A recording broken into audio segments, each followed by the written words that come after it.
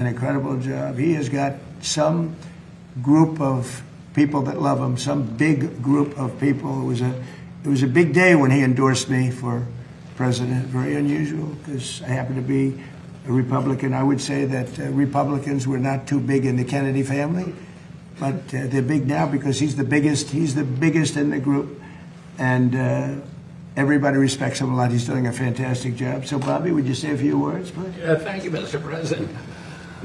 When almost immediately after my uncle was elected in 1960, he came across some federal data that showed that 5% of American kids were obese. And that was more than double the European number. And he became very concerned that Americans were becoming soft.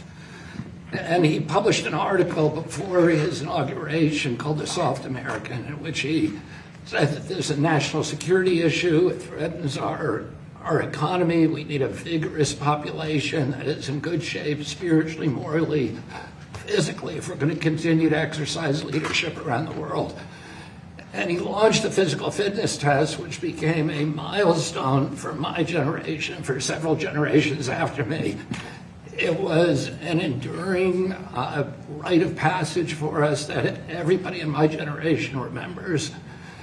It was a benchmark also because we did pull-ups, sit-ups, shuttle runs, and a number of other events, and it was a benchmark for measuring national physical fitness. Around that time, my uncle came across correspondence between Teddy Roosevelt and the head of the commandant of his Marine Corps. And Teddy Roosevelt asked him, what are the metrics? What are the physical requirements for a Marine? And Roosevelt, or the commandant, wrote him back saying that a Marine had to walk 50 miles in a single day with a 30-pound pack.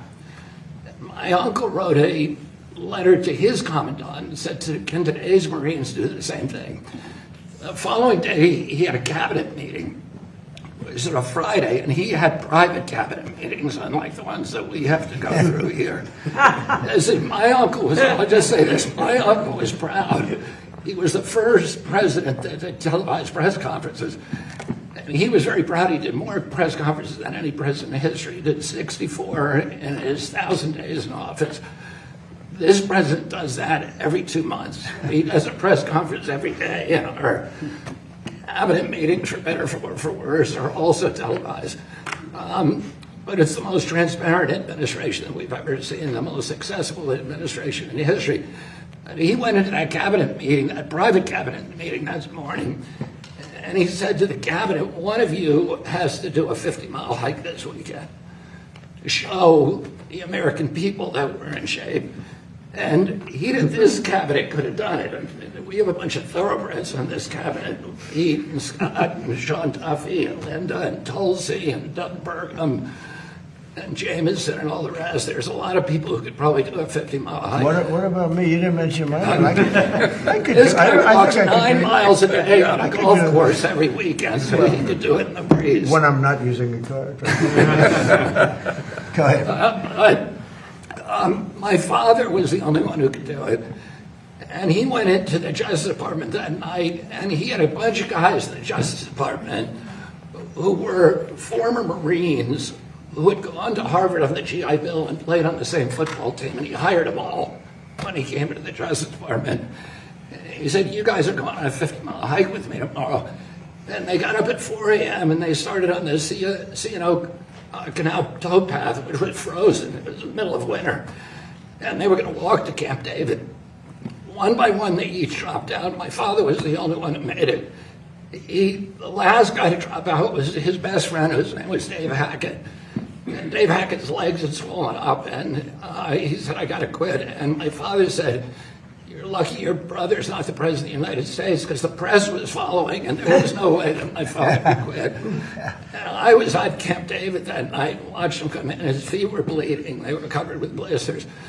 But it was part of the message that President Kennedy wanted to send the American people. That if we were going to maintain our national authority, our international leadership, our moral authority as a nation, that we had to pay attention to our our physical condition. The physical fitness test was a critical part of that. And I think it's very unfortunate that President Obama and President Biden abandoned it. They said competition is not good for kids, which is not true. If we're going to be competitive internationally, we need to be competitive with each other. We need to teach people how to win and how to lose and how to process victory and defeat. And today, since that time, the presidency has presided over the worst public health crisis in history. We're now the sickest nation in the world. We've gone from 5% of our kids being obese to 20%. 70% of adults are obese or overweight, and 77% of our children cannot qualify for military service.